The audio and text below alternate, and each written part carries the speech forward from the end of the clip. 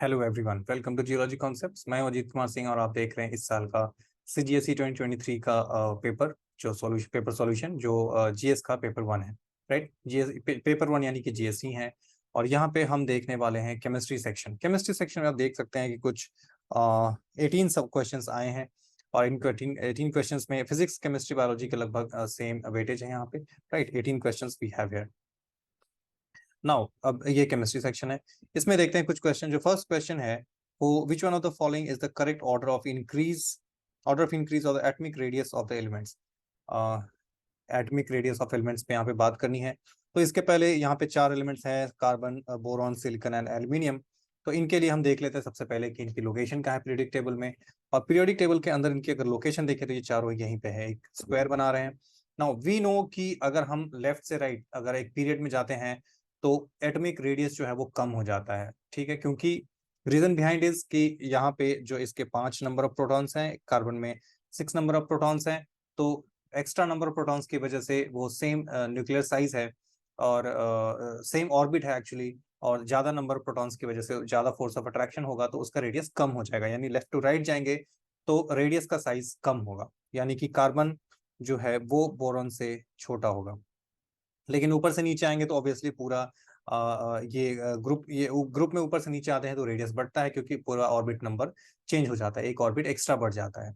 Right, तो boron से obviously aluminium ज्यादा होगा और कार्बन से सिलिकॉन ज्यादा होगा। फिर अगेन एल्यूमिनियम एंड सिलिकॉन में सिलिकॉन छोटा होगा, एल्यूमिनियम बड़ा होगा, क्योंकि एल्यूमिनियम में नंबर ऑफ इलेक्ट्रॉन्स 13, प्रोटॉन्स 13 है एंड सिलिकॉन में 14 है। तो इसलिए एल्यूमिनियम यहाँ पे सबसे बड़ा हो जाएगा और इसके बाद सिलिकॉन होगा, इसके बाद एल्यूमिनियम।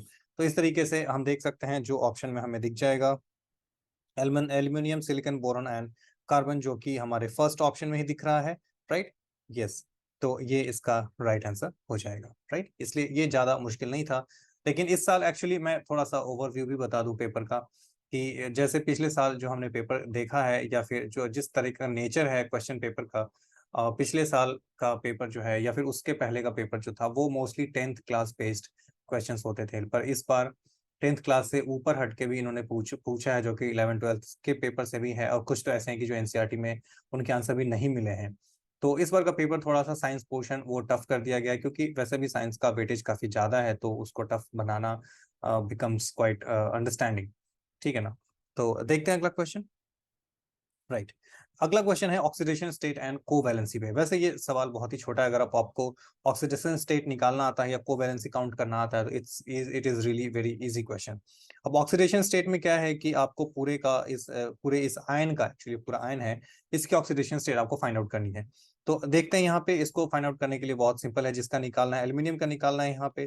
ठीक है ना, तो एल्यूमिनियम को हम एक्स काउंट करेंगे, प्लस क्लोरीन का -1 होता है ऑक्सीडेशन स्टेट, तो यहाँ पे -1 हो जाएगा। और H2O का इज ऑलवेज 0। ठीक है ना, H2 एज ए मॉलिक्यूल, इसका ऑक्सीडेशन स्टेट 0 होता है, तो 0 × 5 तो 0 ही हो जाएगा। प्लस इक्वल्स ये हो जाएगा +2, क्योंकि ऊपर चार्ज जो होता है वो फाइनली इसका ऑक्सीडेशन स्टेट होगा, तो +2 हो जाएगा। तो यहाँ से x निकल के आएगा +2, और ये -1 +3 हो जाएगा, तो +3 यहाँ है, ये नहीं होगा। ठीक है ना, इन दोनों में से कोई एक हो सकता है। नाउ कोवैलेंसी अगर काउंट करनी है तो आपको एल्यूमिनियम के अराउंड कितने मॉलिक्यूल्स या आयंस या फिर एटम्स कनेक्टेड हैं एल्यूमिनियम से, जिसका निकालना है उसके अराउंड हम देखते हैं कितने एटम्स या मॉलिक्यूल्स या आयंस कनेक्टेड है। तो अगर हम एल्यूमिनियम को देखें, aluminium is the central atom, जिसके अराउंड क्लोरीन एक और हाइड्रोजन के 5 मॉलिक्यूल इसके साथ जुड़े हुए हैं। तो यानी कि टोटल 6 एटम्स या मॉलिक्यूल्स कुछ भी इसके साथ जुड़े हुए हैं, तो वो यहाँ पे है, इसलिए इसका आंसर बी हो जाएगा। +3 इज इस oxidation state and 6 is its covalency. Right, तो ये बस काउंट करना था, it was really easy. Next question क्या है, what is the total number of orbitals associated with the principal quantum number 3। Principal quantum number 3 से related हमारे को कितने प्रिंसिपल क्वांटम नंबर 3 से रिलेटेड कितने ऑर्बिटल्स हैं, ये हमें पता करना है। तो क्वांटम नंबर्स 4 होते हैं, फिर हमें पता है n होता है जो प्रिंसिपल क्वांटम नंबर होता है, देन l होता है एंगुलर मोमेंटम क्वांटम नंबर होता है, देन ml होता है जो मैग्नेटिक क्वांटम नंबर होता है, nms होता है जो स्पिन क्वांटम नंबर होता है। तो 4 है, principal, angular, magnetic and spin, 4 ये क्वांटम नंबर्स होते हैं। n की वैल्यू है 3। 3 के लिए जो l की वैल्यू होती है वो होती है 0 से लेके n-1 तक, यानी कि 0, 1 एंड 2 की होगी l की इतनी सारी वैल्यूज। m की जो वैल्यू होगी वो होती है हर एक के लिए अलग अलग। जैसे 0 एल की जो वैल्यू होती है -L2 +L होती है, तो एल की वैल्यू 0 के लिए 0 ही हो जाएगी, 1 के लिए होगा -1 1 एंड -1 0 एंड 1, राइट। एंड 2 के लिए हो जाएगा -2 -1 0 1 एंड 2। तो कितने हो गए ऑर्बिटल्स? ये सारे ऑर्बिटल्स होते हैं। तो 0 1 2 1 2 3 4 5 6 7 8 9 9 टोटल ऑर्बिटल्स यहाँ पे निकल के आते हैं, और ये सारे हमारे ऑर्बिटल्स होते हैं। हर एक ऑर्बिटल में दो दो इलेक्ट्रॉन्स होंगे। तो n=3 में टोटल नंबर ऑफ इलेक्ट्रॉन जो ये अकोमोडेट कर पाएगा वो होगा 18, क्योंकि 2n² से हो जाता है। तो इससे भी आप पता कर सकते थे वैसे कितने होंगे, और यहाँ से भी पता कर सकते हैं। तो एक्चुअली हमारे पास जो टोटल ऑर्बिटल्स होंगे that is 9। Principal quantum number 3 से associated number of orbitals is 9, right. So इसका आंसर सी है। Then the phenomenon of radioactivity was first discovered by. ये क्वेश्चन थोड़ा सा ट्रिकी है, क्योंकि यहाँ पे ये क्वेश्चन थोड़ा सा ट्रिकी है, बिकॉज यहाँ पे मैरी क्यूरी का भी नाम हमें देखने को मिल सकता है कभी, और हेनरी बैकरल। अब एक्चुअली रेडियो एक्टिविटी की जो डिस्कवरी की थी वो हेनरी बैकरल ने करी थी, और उस पे जो फर्दर स्टडी की थी वो की थी मैडम मैरी क्यूरी ने, और इन दोनों को एक साथ ही नोबेल अवार्ड दिया गया था। तो इसलिए जो आंसर होगा, true answer is Henry Becquerel, क्योंकि मैडम मैरी क्यूरी ने रेडियो एक्टिविटी की खोज नहीं करी थी, she did not discover it, right. उसके बाद नेक्स्ट क्वेश्चन ये थोड़ा सा कंसेप्चुअल है, विच one of the following is the correct electronic configuration of copper. Copper के बारे में पूछा जा रहा है। कॉपर का जो इलेक्ट्रॉनिक स्टेट होता है, इलेक्ट्रॉनिक नंबर है, एटॉमिक नंबर इज 29। तो एक तो हमें पता करना है कि इसमें से 29 किन के पास है। तो यहाँ देख लेते हैं, 2 10 4 6 10 12 18 28 1 29, यहाँ पे 29 है। यहाँ पे 4 6 10 12 18 और 9 27, तो 29 यहाँ पे भी है। यहाँ पे 4 6 10 तो 12 6 18 और 12, यहाँ पे 30 है, और यहाँ पे भी 4 6 10 12 6 18 8 26 और 2 या 28 है। तो ये दोनों नहीं हो सकते, क्योंकि कॉपर की जो इलेक्ट्रॉनिक नंबर है that is atomic number is 29। तो इन दोनों में से कोई एक हो सकता है। नाउ जो सिंपल अगर हम फिल करना स्टार्ट करें तो हमें ये वाला स्टेट मिलेगा, राइट। लेकिन ये वाला स्टेट से हम अगर इस स्टेट को देखें, दिस इज मोर स्टेबल, क्योंकि यहाँ पे 3D जो है वो कम्प्लीटली फिल्ड है, और 4s जो है वो हाफ फिल्ड है। तो half filled orbital and completely filled orbitals जो होते हैं उनकी स्टेबिलिटी ज्यादा होती है इस वाले स्टेट से, जो 3D9 एंड 4s2 है। इसलिए ये वाला और इलेक्ट्रॉनिक कन्फिग्रेशन नहीं होगा, बल्कि ये वाला होगा जो ए में दिया गया है, राइट। तो ये होगा कॉपर का इलेक्ट्रॉनिक कॉन्फ़िगरेशन, राइट। तो ये आई थिंक क्लियर होना चाहिए। Then which of the following is the shape of BRF5। तो इसके लिए हमने ये यहाँ पे पिक्चर है, ये इसका स्क्वायर पिरामिडल इसका शेप होता है, राइट। तो ये यहाँ से क्लियर हो जाना चाहिए। देन ये पिक्चर आप देख सकते हैं यहाँ पे। देन इन बीटा डीके, ये क्वेश्चन थोड़ा सा कंसेप्चुअल कह सकते हैं, थोड़ा ट्रिकी भी कह सकते हैं, but it's okay. In beta decay process nucleus spontaneously emits an electron or positron accompanied by the emission of antineutrino or neutrino, right. ये यहाँ से emission होते हैं जब बीटा डीके यानी कि रेडियो एक्टिविटी का पार्ट है। Which one of the following statement is not true? हमें पता करना है कौन सा इसमें सही नहीं है। They are uncharged particles, which is true। जो न्यूट्रिनो होते हैं, उनके ऊपर कोई चार्ज नहीं होता।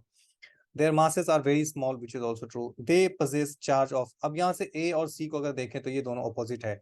They are uncharged particles। They possess charge of magnitude equal to electric charge, यानी मतलब कि इलेक्ट्रॉन के ऊपर जो चार्ज होता है वो।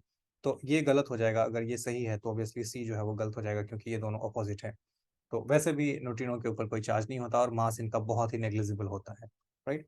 दे interact with other particles through weak forces only, they do not take part in strong forces. ये न्यूट्रिनोज की प्रॉपर्टी होती है, इसलिए न्यूट्रिनो को डिटेक्ट करना बिकम्स वेरी टफ। इसलिए न्यूट्रिनोज को इजिली डिटेक्ट नहीं किया जा सकता।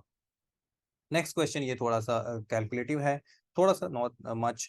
यहाँ पे बताया गया कि हाइड्रोजन एटम की जो n=1 पे, यानी फर्स्ट ऑर्बिट में जो रेडियस है हाइड्रोजन एटम की वो है 0.529 angstrom, right. Then the radius of the second orbit n=2 of helium plus ion. अब जो बोर मॉडल ऑफ एटम है उसके अंदर जो हम रेडियस निकालते हैं किसी भी एटम की, तो हम सिर्फ हाइड्रोजन या हाइड्रोजन लाइक एटम की ही रेडियस निकाल सकते हैं, और दूसरे के लिए हमारे पास कोई सॉल्यूशन है नहीं, राइट, बोर मॉडल के अकॉर्डिंग। तो बोस मॉडल पे उन्होंने एक फॉर्मूला यहाँ से निकल के आता है रेडियस का, जिससे हम हाइड्रोजन का रेडियस निकाल सकते हैं, या फिर hydrogen like atom. Hydrogen like atom का मतलब होता है कि उसके अंदर भी प्रोटॉन जो है वो एक ही होना चाहिए। ठीक है। तो अब यहाँ से अगर हम हीलियम प्लस की बात करें तो उसके अंदर भी इलेक्ट्रॉन भी वन है, और सॉरी इलेक्ट्रॉन वन होना चाहिए, नॉट प्रोटॉन, क्योंकि हीलियम में 2 प्रोटॉन है और 1 इलेक्ट्रॉन है। तो हीलियम प्लस जो है वो हाइड्रोजन लाइक एटम हो जाएगा, क्योंकि उसके अंदर भी 1 ही इलेक्ट्रॉन है। राइट। अब यहाँ पे एक चीज हमें दी गई है कि n=1 पे जो रेडियस है दैट इज 0.529 एंगस्ट्रॉम। तो यहाँ पे हम डाल देते हैं इस फॉर्मूले में वैल्यू, एंड n=1 पे हम वैल्यू डालेंगे तो रेडियस जो हो जाएगा 0.529 इक्वल्स h²/4π² ई जो उसका चार्ज है इलेक्ट्रॉन का, ई स्क्वायर हो जाएगा, और z जो है हाइड्रोजन के लिए दैट इज 1। तो यहाँ पे 1 हो जाएगा तो उसको कोई फर्क नहीं पड़ता। ये है हमारे को वैल्यू, यहाँ से इतना हम इसको हम यूज करेंगे। अब हीलियम प्लस के लिए अगर हम रेडियस निकालने की कोशिश करें हीलियम प्लस का, तो ये निकल के आ जाएगा n² का मतलब होता है n=2 दिया गया है हमें हीलियम वाले में, तो 2 4 हो जाएगा इंटू h² हो जाएगा, और नीचे आ जाएगा 4π² ई स्क्वायर। यहाँ से ई स्क्वायर, ई जो है वो इलेक्ट्रॉन की इलेक्ट्रॉन का मास है, तो ई स्क्वायर सेम यहाँ पे रह जाएगा ई स्क्वायर। जेड जो है वो यहाँ पे हीलियम के केस में 2 होता है, तो ये आ जाएगा 2। और एम जो है वो इलेक्ट्रॉन का मास है, तो सिंगल इलेक्ट्रॉन की ही बात हो रही है, तो सेम चीज है, कोई फर्क नहीं पड़ने वाला यहाँ पे। राइट। अब यहाँ पे हम देख सकते हैं 4 × h²/4π² m e² इंटू 2 को हम रहने देते हैं यहाँ पे। इस पूरे की वैल्यू हमें पता है 0.529 यहाँ से। राइट, इस पूरे की वैल्यू, और ये 2 2 जा 4 हो जाएगा, तो ये हो जाएगा 2 इंटू ये पूरा एक्चुअली 0.529 है, तो ये हो जाएगा 58 और 1.058, no this is not there, 1.058 angstrom ये इसका आंसर होगा। तो इसको अगर हम यहाँ पे ऑप्शन में देखें तो we have this option in A, तो इसका ए जो है जो रेडियस हो जाएगा n=2 पे, दैट इज 1.058 एंगस्ट्रॉम। ये इजीली इसको कैलकुलेट किया जा सकता था। राइट। नेक्स्ट है लसाइन टेस्ट। अब ये क्या इनऑर्गेनिक केमिस्ट्री या ऑर्गेनिक केमिस्ट्री में हम इसको पढ़ते हैं, दोनों जगह पढ़ते हैं एक्चुअली। तो और किसी भी ऑर्गेनिक कंपाउंड के अंदर अगर हमें नाइट्रोजन और सल्फर, फॉस्फोरस या फ्लोरीन एक्सेप्ट सॉरी हैलोजन या sorry nitrogen, sulphur, phosphorus, chlorine और हैलोजन, क्लोरीन की जगह पे हम हैलोजन लिख लेते हैं, that would be easy to understand. Halogen except fluorine, क्योंकि फ्लोरीन की टेस्टिंग हम नहीं कर सकते लसाइन टेस्ट से, तो इन सब की टेस्टिंग के लिए हम यूज करते हैं लसाइन टेस्ट। ठीक है ना, तो इसलिए इसका आंसर भी यही है, क्योंकि बाकी जगह पे यहाँ पे कार्बन है, कार्बन है, कार्बन के लिए हम लसाइन टेस्ट यूज नहीं करते हैं। ब्रोमीन इज ऑल्सो ये ब्रोमीन और आयोडीन ये दोनों हैलोजन है, तो यहाँ पे हैलोजन टेस्टिंग के लिए है, तो वो हमें ऑप्शन को क्रिएट कंफ्यूज करने के लिए हमें पता थोड़ी कंफ्यूजन हो सकती है इसमें, क्योंकि हैलोजन सारे ऑप्शन में है, पर सल्फर और फॉस्फोरस और नाइट्रोजन भी है, लेकिन यहाँ पे तीनों में कार्बन है, और कार्बन के लिए लसाइन टेस्ट यूज नहीं करते हैं, तो इसलिए ए आंसर हो जाएगा, और बाकी सबको भी हम इजिली फिगर मार्क आउट कर सकते थे कि ये आंसर नहीं होंगे। Right, so the correct answer is A, which is nitrogen, sulphur, phosphorus and chlorine. Right. Then ये तो क्वेश्चन बहुत इजी है। What is the use of heavy water? Heavy water का यूज क्या करते हैं हम? न्यूक्लियर रिएक्टर में यूज करते हैं एज ए मॉडरेटर, ये तो बच्चे को भी पता है, तो ये जो है वो काफी इजी है। Then which one of the following statements about Fehling test is not correct? Again यहाँ पे फेलिंग टेस्ट जो है वो एक्चुअली शुगर के लिए करते हैं हम। अगर शुगर कहीं पे प्रेजेंट है किसी ऑर्गेनिक कंपाउंड में, या फिर किसी और मिक्स ऑफ कंपाउंड में, तो हम उसमें फेलिंग टेस्ट यूज करके शुगर टेस्टिंग के लिए यूज करते हैं, उसके प्रेजेंस के लिए। Fructose gives positive Fehling test, तो ये फ्रुक्टोज एक शुगर है, तो यहाँ से हम आसानी से पता कर सकते हैं। राइट। देन इसका आंसर दिबाल H2O है, ये एक रिएजेंट है जिसको जो इस केमिकल रिएक्शन को कंटिन्यू करने के लिए यूज किया जाता है। राइट। देन द इलेक्ट्रोफाइल जो यहाँ पे ये सल्फर ट्राईऑक्साइड है, जो इलेक्ट्रोफाइल यहाँ पे जनरेट होगा इस केमिकल रिएक्शन से, बेंजीन के सल्फोनेशन ऑफ बेंजीन से। द रिएक्शन ऑफ यहाँ पे जो हम इथाइन है, इसका आंसर होगा। ये सारे आंसर्स बहुत ही मुश्किल से निकाले गए हैं, तो इसलिए इसका आंसर इथाइन है। Then which one of the following would be a suitable plant to test chlorophyll? ये इसका आंसर अभी भी I'm not satisfied with the answer that I have, इसलिए यहाँ पे मैं इसका कोई आंसर मार्क नहीं कर रहा हूँ। तो ओजोनोलिसिस इसके लिए 2-methyl propene इसका आंसर है। And then which of the following compounds is used for the synthesis of silicones? Silicones के लिए हम SiO2 यानी सिलिकॉन डाइऑक्साइड यूज करते हैं, और ये आसानी से इसको कार्बन के साथ जब हम हीट करते हैं तो हमारे को सिलिकॉन आसानी से मिल जाता है। राइट। देन उसके बाद हमारे पास ये प्रोपेन बेंजन, ये विच of the following products is formed by the oxidation of phenol? Oxidation of phenol with chromic acid के लिए जब हम रिएक्शन कराते हैं तो ये हमें बेंजीन का एक कंपाउंड मिलता है जो कि बी में दिख रहा है हमें, राइट। तो ये सारे इसके यस ये सारे हमारे केमिस्ट्री के पार्ट हैं। And then next section biology का होगा, जिसमें बायोलॉजी के क्वेश्चंस हम देखेंगे। तो मिलते हैं नेक्स्ट सेक्शन में, तब तक के लिए सी यू, बाय बाय।